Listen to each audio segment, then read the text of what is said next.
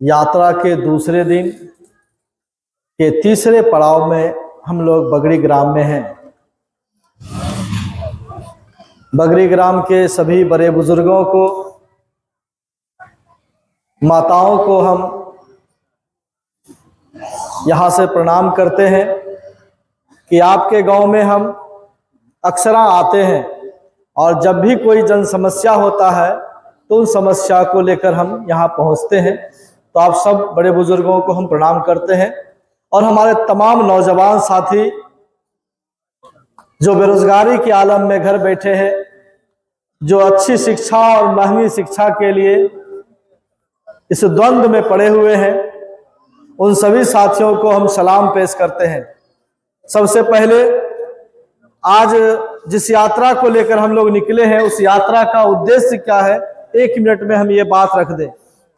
असल में जो भाजपा जदयू की सरकार है, जो डबल इंजन की सरकार कहलाती है, उस सरकार ने चौतरफा लूट, हकमारी और सरकारों के झूठ के खिलाफ हक, अधिकार और विकास के एजेंडा पर हमारे अंदर जो थोड़े थोड़े बिखराव में है, उनकी एकजुटता के लिए संघर्ष के रास्ते पर हमें आगे बढ़ना है। इसलिए हमने जनसंवाद यात्रा निकाला है। मैं राष्ट्रीय जनता दल का कार्यकर्ता हूं। माननीय लालू प्रसाद यादव जी, माननीय तेजस्वी यादव जी का एक सिपाही के तौर पर यहां मौजूद है।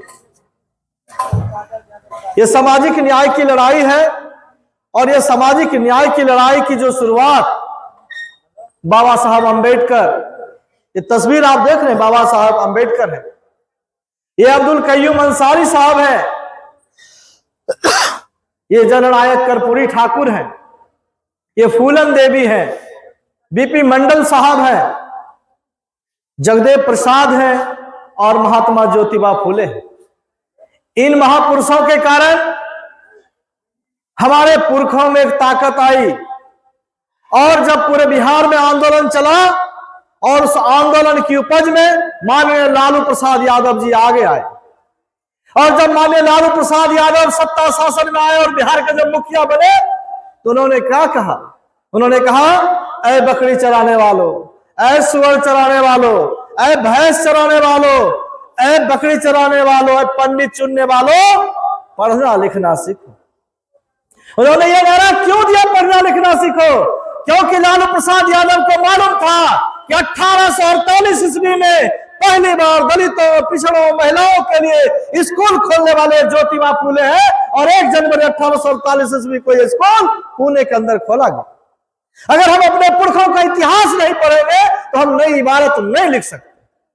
नहीं, लालू यादव पढ़े लिखे विद्वान लोग हैं और उनको मालूम था कि हम अपने लोगों को कैसे आगे बढ़ाएं, इसलिए उन्होंने नारा दिया कि भैंस चराने वाले, सुअर चराने वाले, बकरी चराने वाले, पढ़ना लिखना सीखो। उनको मालूम था कि हम पढ़ेंगे लिखेंगे तभी हम गद्दी पर पहुंच सकते हैं, क्योंकि ये नारा, ये स्वाभिमान, ये बातें कहने वाले हमारे महापुरुष यहां मौजूद हैं। बाबा साहब अम्बेडकर ने क्यों कहा? पहले कहा शिक्षित बनो, फिर उन्होंने कहा संगठित हो, तब उन्होंने कहा संघर्ष करो। अगर हम इस तीनों रास्ते पर नहीं चलती, इस 3 में से किसी एक को छोड़ेंगे, हम सही मंजिल पर नहीं पहुंच पाएंगे। हमारे लोगों को आज धार्मिक उन्माद में फंसा करके रख दिया है और जो लोग धर्म कर्म कांड का काम करता था, जिससे उनके घर की रोजी रोटी चलती थी, आज वो संविधान पढ़ के, कानून पढ़ करके वो जज बन रहा है। पिछले 30 सालों से पिछड़ों की सरकार है बिहार के अंदर में। जरा बताइए तो आपके घर का बच्चा कितना जज बना, कितना आईएएस बना, कितना प्रोफेसर बना, कितना आईपीएस बना, कितना आईएएस में गया, कितने विदेश मंत्री बने? नहीं बना। आप पता करेंगे कि देश के अंदर 900 से ज्यादा कुलपति है। उस कुलपतियों के लिस्ट में पढ़िए पिछड़े के कुलपति कितने हैं? नहीं है। आपको मालूम होना चाहिए कि पूरे सेंट्रल यूनिवर्सिटी, देश के अंदर जितने भी सेंट्रल यूनिवर्सिटी है, मेरे नौजवान दोस्तों इस बात को समझिएगा, 1005 प्रोफेसरों का पद है और उसमें आपका पद कितना है? कुल मिला के दलित, पिछड़े, अल्पसंख्यक, इन तीनों मिला करके, अति पिछड़े मिला करके केवल 80-85 मात्र प्रोफेसर है। बताइए हमारी हैसियत कहां है? ठीक है, हमारे मित्रों ने कहा कि ये जो EWS है, इकोनॉमिक वीकर सेक्शन, हिंदी में कहा कि आर्थिक रूप से जो पिछड़ा है हम उसको आरक्षण देंगे। तो आर्थिक रूप से पिछड़ा क्या बाभन है, राजपूत है, लाला है, मरवाड़ी है? तो ये आर्थिक रूप से ये भैंस चराने वाले, सुअर चराने वाले, गाय चराने वाले, बकरी चराने वाले, पंडित चुनने वाले ये गरीब नहीं है? इनके आरक्षण को छीनने वाले कौन लोग हैं? अगर हम ये बात नहीं समझेंगे तो ऐसे गिरिराज जैसे लोग जो देश के अंदर नफरत की राजनीति करते हैं, वो यात्रा निकालेगा हिंदू एक हो जाओ। अगर हिंदू एक हो जाए तो इस पूरे बिहार में जाति गणना हुआ। जाति गणना कब हुआ भाई साहब? ये जाति जनगणना का मांग पिछले 20 वर्ष से हम जैसे लोग नौजवान कर रहे हैं। हमारे एजेंडा में रहा है जाति जनगणना पूरे देश के अंदर हो, सवर्णों का भी जाति का गणना, उसके पास संपत्ति, नौकरी, रोजगार क्या है, कितने उनके पास ऐसी मोटरसाइकिल, कार, फैक्ट्री है, कितने ठेकेदार है। हमारे लोगों को कहता है अरे बिहार में तो लालू यादव और नीतीश कुमार दोनों पिछड़ा, कुर्मिस्तान बना दिया तो यादवस्तान बना दिया। और ये जो 90% लोग हैं जो सड़क में काम करने वाले, बिल्डिंग में काम करने वाले, रेल में काम करने वाले, मजदूरी, ईंट भट्ठा में काम करने वाले, मंदिर से लेकर पार्लियामेंट तक बनाने वाले, आज भी फटहाल, बदहाल, बेहाल है। इनकी आवाज को कौन बुलंद करेगा?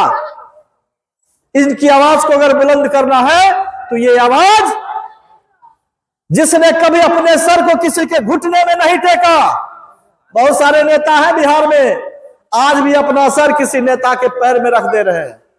लेकिन बिहार में हमारे शेर बिहार माननीय लालू प्रसाद यादव, जिन्होंने मरना पसंद किया, जेल जाना पसंद किया, किडनी फेल हो गया, लेकिन झुकना पसंद नहीं किया जनाब। अगर ऐसी पार्टी के साथ गौतम कुमार प्रीतम और तमाम नौजवान नहीं जाएंगे तो क्या तलवार चाटने वाले पार्टियों के साथ जाएंगे? तेजस्वी यादव को घेरने का कितना काम किया गया, कितना ED-CD क्या नहीं लगाया, लेकिन यह नौजवान इतने दबाव के बावजूद बिहार का बागडोर संभाला है। पिछड़ों के, दलितों के, अकलियतों के जो उनके सवाल हैं उनको रखते हैं। में जिसके घर में छत का मकान नहीं है, झोपड़ी में रहता है, मैं घूम रहा हूं गांव में, दलितों की बस्ती में खासकर ज्यादा जा रहा हूं, जिनके पास झोपड़ी है उनके घर में स्मार्ट मीटर लगा, घर नहीं है, खुट्टा टंगा है, खुट्टा में स्मार्ट मीटर लगा हुआ है। कहता बाबू 95 का आवे है बिल, अब 360 का बिल आ रहा है।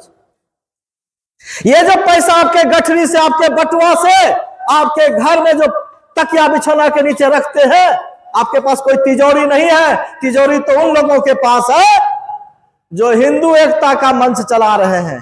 गिरिराज सिंह जैसे लोगों के पास करोड़ों अरबों रुपए की संपत्ति कहां से आया? क्या उसका कहीं ED-CD जांच नहीं होता है? जिस बीजेपी को करोड़ों अरबों रुपया मुकेश अंबानी, गौतम अडानी जैसे लोग इलेक्ट्रल बॉन्ड के नाम पर अरबों रुपया चंदा देने का काम किया, उस पर नहीं आया। नरेंद्र मोदी जी तो अपने भाषण में ही कहा था कि ये जो टेम्पो में गाड़ी में भरा हुआ पैसा है कांग्रेस के यहाँ पहुंचाने गया है। तो कैसा प्रधानमंत्री है कि आपको पता है किस टेम्पो में पैसा कांग्रेस के यहाँ जा रहा है, तो आपने गिरफ्तारी क्यों नहीं किया मुकेश अंबानी, गौतम अडानी का? ये सवाल बनता है।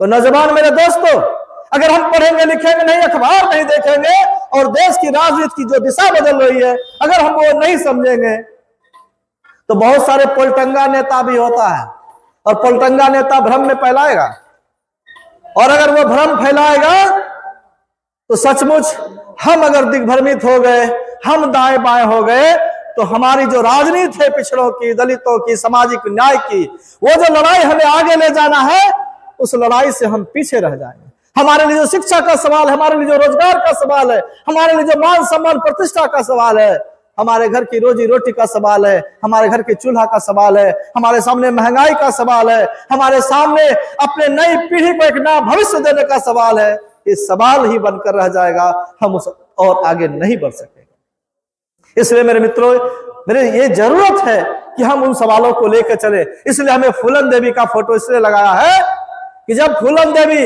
मेरे घर में मां बहन जो सुन रही होंगी आवाज, इस आवाज को याद रखिएगा कि मैं फूलन देवी, वीरांगना फूलन देवी, एक मछुआरा घर की बेटी, जिसको बाबू साहबों ने, सामंतियों ने रौंदने का काम किया, दर्जनों लोगों ने 15 दिन तक बलात्कार करने का काम किया।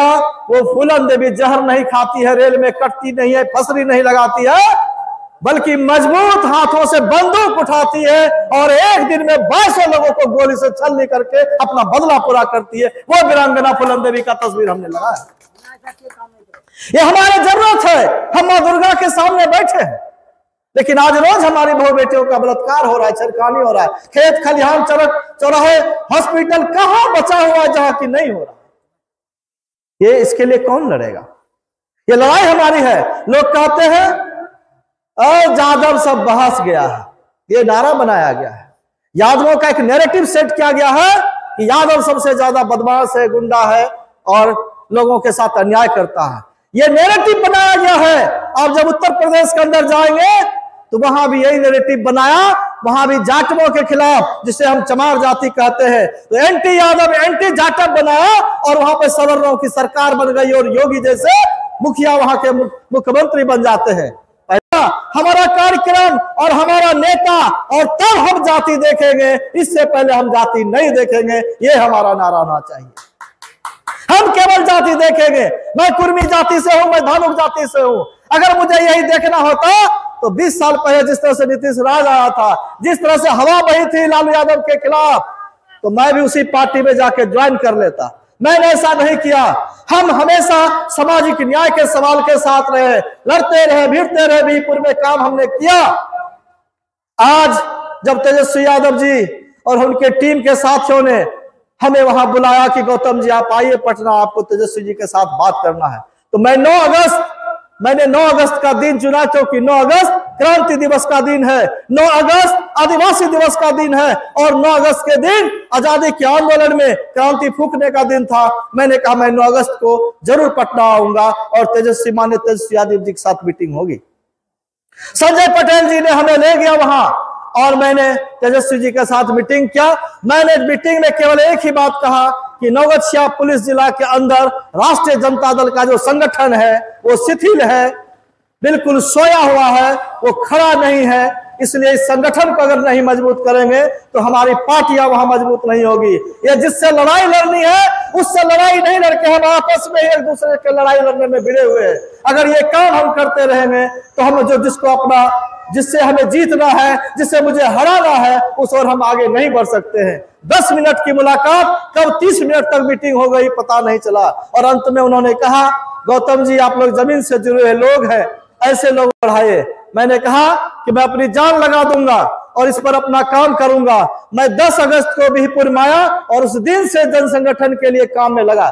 मैं भले आज राजद का यहाँ पर कोई बैनर नहीं लगाया, मैं राजद का कोई बैनर लेके नहीं घूम रहा हूं, लेकिन मेरा पूरा का पूरा उद्देश्य, पूरा का पूरा लक्ष्य है कि जो सामाजिक न्याय का सवाल है, जो सामाजिक न्याय का सवाल माननीय लालू प्रसाद यादव जी ने उठाया था बिहार में, वो सामाजिक न्याय का सवाल फिर से आ गया है। और अगर हम सामाजिक न्याय के सवाल को हल नहीं करेंगे तो ये जो अकलियत है, ये जो दलित है, ये जो पिछड़ा, ये जो कमजोर वर्ग है, उनको शासन सत्ता में हिस्सेदारी हमें नहीं मिलेगी। आपको मालूम होगा राहुल गांधी ने अपने भाषण में कहा कि ये जो पीएमओ है इसके अंदर 90 सेक्रेटरी होते हैं, 90 सेक्रेटरी होते हैं, इसमें केवल 7 लोग, केवल 7 लोग दलित, पिछड़ा, अल्पसंख्यक सारे मिला के केवल 7 लोग हैं। तो 83 लोग कौन है भैया? 83 कौन लोग हैं जो वहां से हमारे लिए योजना बनाएगा? वो हमारे लोग नहीं है। वहां हमारा हाई कोर्ट में, सुप्रीम कोर्ट में कितने लोग हैं? हम 15% ही हाई कोर्ट के अंदर है, सुप्रीम कोर्ट में तो 1.5% भी नहीं है। तो हमारे लिए न्याय का बात कहां से होगा? तो क्या लालू यादव एक खीरा के चोरी में इतना परेशान और कोई हीरा चोरी करके बाहर में घूम रहा है? बिहार की जनता क्यों नहीं बोल रही? ये हमारे सामने सवाल है।